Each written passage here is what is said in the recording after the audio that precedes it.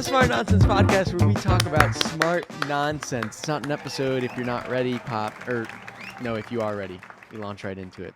Welcome back. Monday. Welcome back, dude. Squiggly Zoo. June 24th. June 24th. Don't start times. Anytime we have a gap of like over 3 months, we got to start adding timestamps. I don't even know where we are. I don't know what we said last. I don't know where our editor went. I don't know who has him. He's gone, dude. Best editor in this company. Just fucking.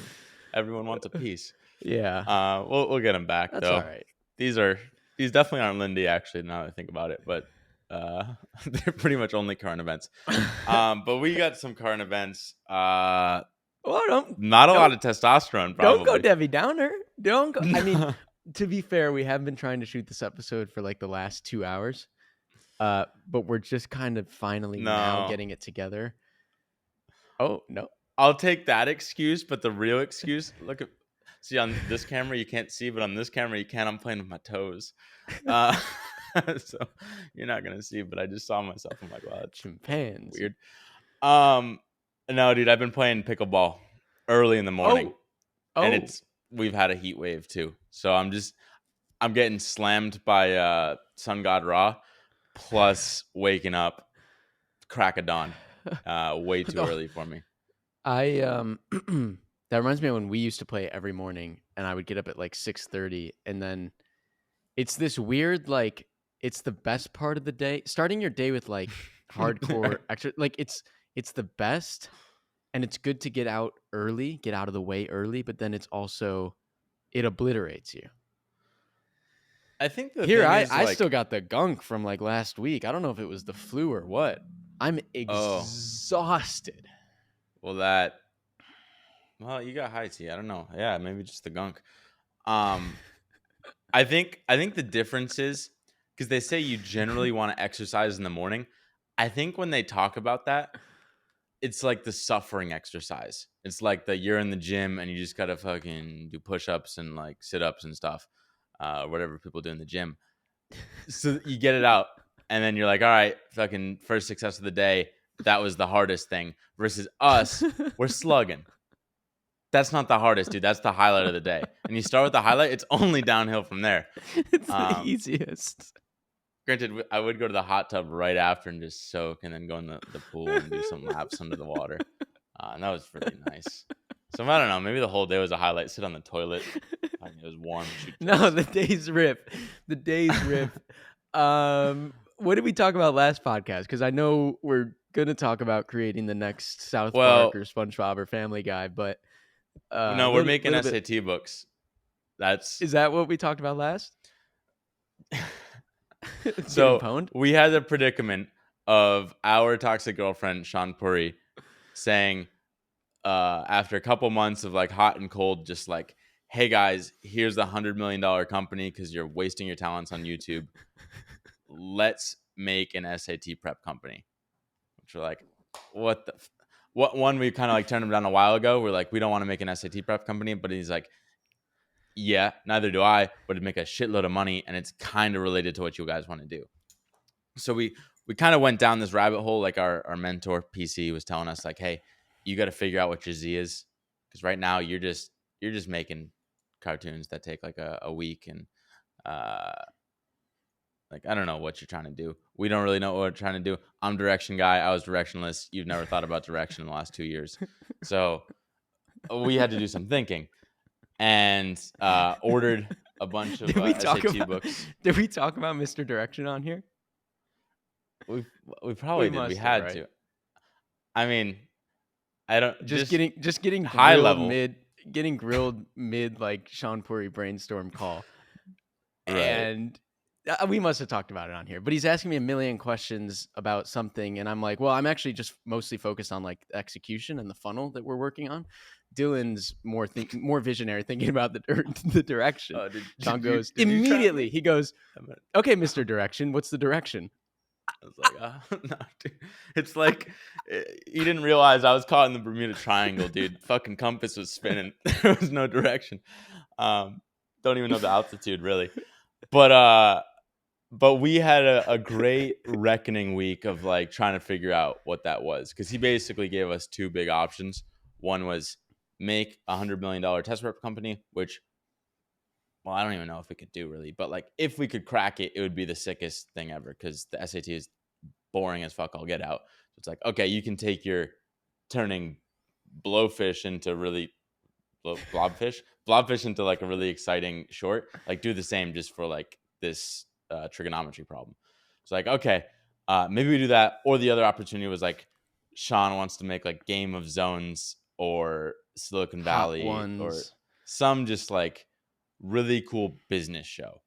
So like get known in Silicon Valley in the tech world for like having a maybe funny sort of like TV show, cartoon, something that's just like notable. And I guess he'd be like the executive producer or something to fund it.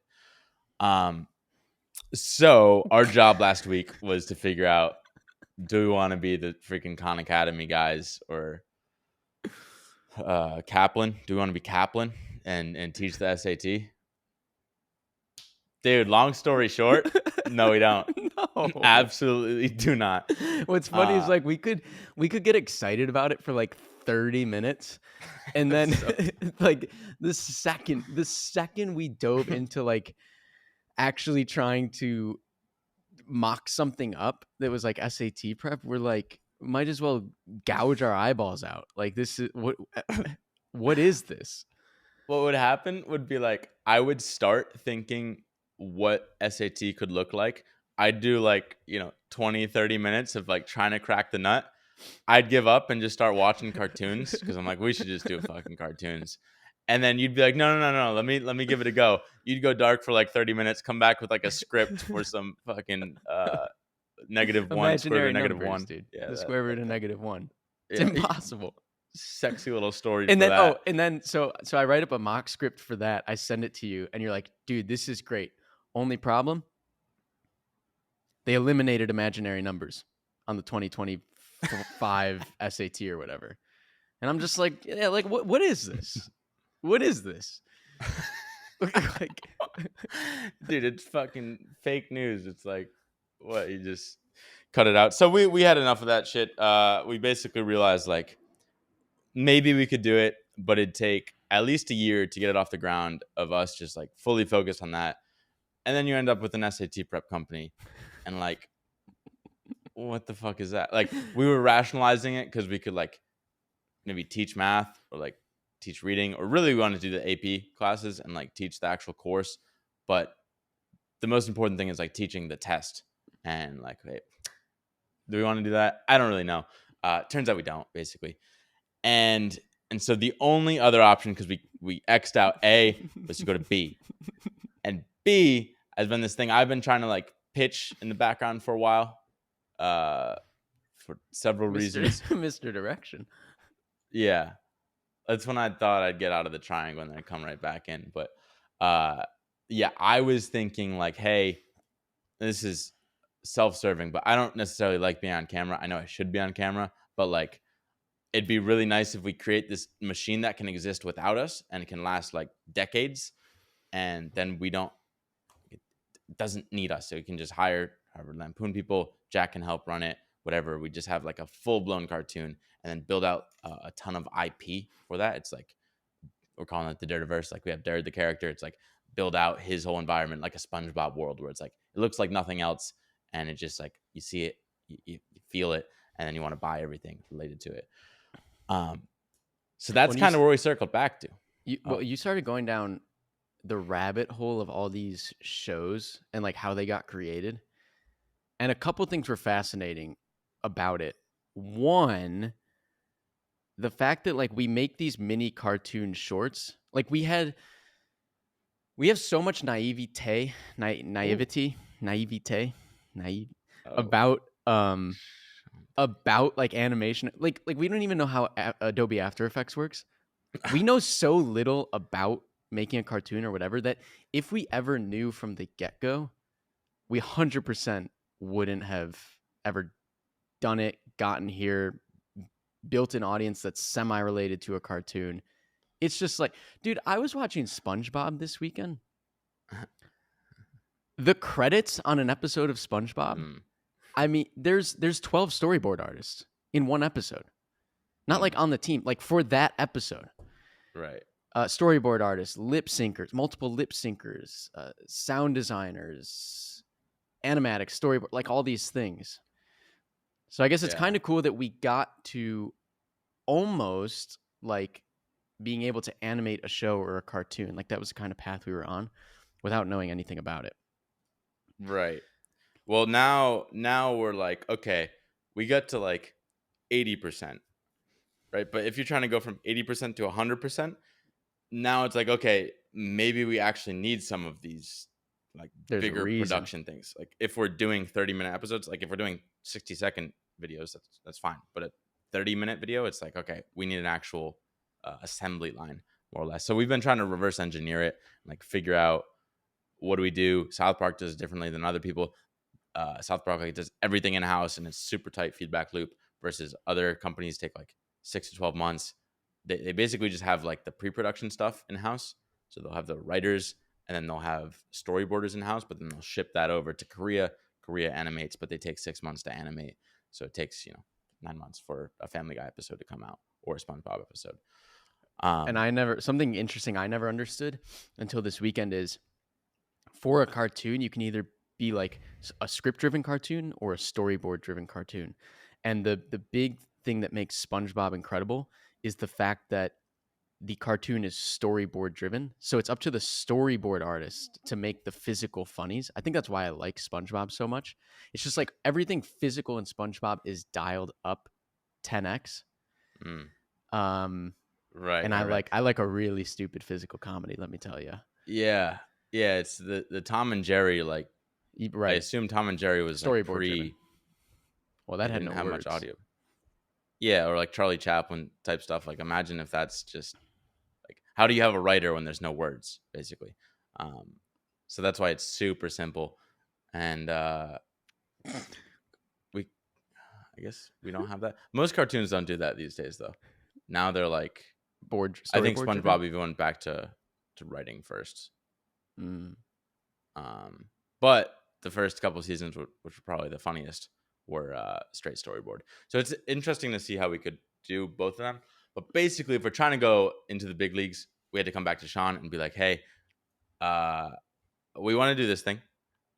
Because all Shaan really wanted from us was like, tell me you have a reading on your compass and you know what direction you're going, and like just give me conviction in your direction, and I want to fund it because I believe in you guys. Wait, talk about texting him at the end of last week. Yeah, so we finally think we have conviction. It's like, okay, doing the cartoon is sick. It's like the perfect product for our audience. Like, because we talk about basically the SAT prep company would only really make sense through TikTok ads, because like less than 1% of our audience is actually 17 and studying for SAT. So we now have a lot of conviction in doing cartoon because it's perfect products. And so we go back to Shaan and we're texting him basically. Well, one, what do we want to say? Just the thesis, right? You were like, we tried SAT prep, we did all this stuff, our eyes were bleeding, not going to work. Right. And then like basically it was I don't know, maybe like 10 texts that I wanted to send. And like halfway through, which helped that we actually bought the books, because I think Shaan like, oh, they actually gave it a go. And that was your brother's advice, was like, show that you actually tried it. And we did give like a week's worth of effort. But then like by the 8th text, Shaan just like piped in. I didn't even get to my ask. I was going to be like, hey, you want to hop on a call next week and like talk about this thing? But then like out of nowhere, just mid-text spree, he's just like, so like hardcore history plus Rick and Morty. And we're like, yeah, but like any subject. Doesn't have to be just history. Could be science, could be anything. But like basically the idea is 2 characters, Jared plus something else. And this could change obviously, but like kind of like the Rick and Morty vibe, where it's 2 people and they travel through space and time, wherever. They just go to some new place. So imagine like who's some cool character that I haven't talked about. Maybe they freaking find Atlantis, like the real Atlantis. Was Atlantis a real place? I think it was a real episode. Guys. All right, maybe they go to like the Sumerians or something. Babylon. Oh, maybe nice. they go to Babylon. And Babylon. now you just got we already have Babylonian dirt actually. I don't know. They go back in time and there's like some crazy scenario, but it like teaches you something in the process. We That have was the main not thing. figured out how a cartoon works yet. No, I've been trying to watch It's it during really all my meals. stumping me. Yeah, same this weekend. Like instead of reading in the morning, now I watch SpongeBob. It's really I'm struggling. I'm struggling to figure out how it works because there's a lot. We barely know how shorts work. I don't know if we said that, Yeah. but I don't. Look at my views. next episode we can talk about that. So yeah, we're trying to figure it out. But the main thesis is like everyone has cartoons, but they're only funny. Like, what if we have the literal only educational cartoon? Like, it's obviously gonna be funny, but like baked within that is a lot of medicine of like you're learning history, getting excited about history or science or whatever. But it you is. don't even know it. That's kind of Right. the beauty of like what we were always trying to do with Smart Nonsense is you're learning all of this stuff, but it doesn't feel like you're sitting down and learning. Right. So we make that pitch basically to Shaan, which is kind of funny because he pitched us on one thing. Then it was almost like a test for Shaan in a sense. He was like, here's something that could be really valuable. And then just like wanted to see what we did with it, whether we ran with it or we went some other direction. Because he pretty much immediately jumped on it. It's like, hey, I love this idea. I don't even know if I love it personally, but I love that you love it. Like you've clearly like weighed your options, and this is the thing that you've been trying to do for a while. And I've always had in my bio like South Park for nerds, even though we never watched South Park. Well, and this was a distant creating a cartoon or whatever was a distant thing we were moving towards. I think Shaan is giving us an excuse to start doing it next week. Right. As opposed to steps, C, D, and E in between getting there. I think like the perks of Silicon Valley, which we haven't had because we've been in freaking Chicago or New York, just outside the bubble, and we've been bootstrappers from day one. It's like we haven't had to think big, but Silicon Valley, when they're like offering to give you money, they're like, please think big. Just like for 2 seconds, like imagine what it could be. And then like, do you want to go and build that? And he's kind of the first person. We've had like Dharmesh and stuff in the past, like when we tried thinking big, be like, hey, can I give you money? Just turn it down. But now is like the first time we're like, maybe we should. Maybe this is like the little checkpoint where it's like, okay, we did our clipped thing. That was bootstrap. Jack's going to run that well. Maybe Shaan invests in the future, whatever it might be. But like, now let's go from base hit to home run. And what is that home run? Probably a sick fucking cartoon. And you can tell everyone about it. Like me, I think part of what helped convince me to do a cartoon was just talking to people and being like, what do you do when you meet people? And I'm like, I don't know right now, but I might make like a SAT prep company. And they all just fucking checked out, dude. They're like, that was the most miserable time of my life. Why would you go back and why would you want to do that? I'm like, I don't know. It'd make a lot of money and we're good at teaching things. Versus now it's kind of equally dumb, but like in at least a cooler way. They're like, hey, what do you do? And I'm like, don't know, but might make a cartoon. And they're like, I've never heard anyone say that as a response to my question. So it's at least interesting. And I think like if we actually make a sick cartoon that people know, it'd just be fun. It's like, imagine you actually made South Park or Family Guy or SpongeBob. It's like, yeah, I made SpongeBob. It's like, wow. Got